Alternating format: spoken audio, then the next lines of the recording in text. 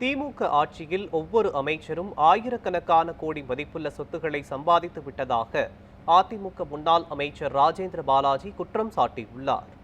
விருதுநகர் மாவட்டம் ராஜபாளையத்தில் அதிமுக சார்பில் booth committee நிர்வாகிகள் நியமனம் தொடர்பான ஆலோசனைக் கூட்டம் விருதுநகர் மேற்கு மாவட்ட அதிமுக செயலாளரும் முன்னாள் அமைச்சருமான ராஜேந்திர பாலாஜி தலைமையில் நடைபெற்றது.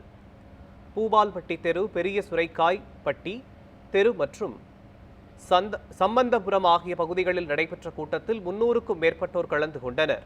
நிகழ்ச்சியில் பேசிய ராஜேந்திர பாலாஜி, வரும் தேர்தலில் மக்களின் நம்பிக்கைக்கு பாத்திரமாக அதிமுக வெற்றி பெறும் என்று தெரிவித்தார். மத்திய அரசிற்கு யோசனை கோரி நிதிகளை பெறும் வகையில் எடப்பாடி பழனிசாமி ஆட்சி பொறுப்பிற்கு வரும் காலம் நெருங்கி வருவதாக கூறிய அவர், உழைப்பவர்களை சுரண்டி பிழைக்கும் கட்சியாக திமுக மாறிவிட்டது என்று சாடினார். திமுக ஆட்சியில் லஞ்சம், ஊழல் மலிந்துவிட்டதாக விமர்சித்த ராஜேந்திர பாலாஜி, திமுகவினரின் ஓட்டம் முடிவுக்கு வரப்போகிறது என்றும் குறிப்பிட்டார்.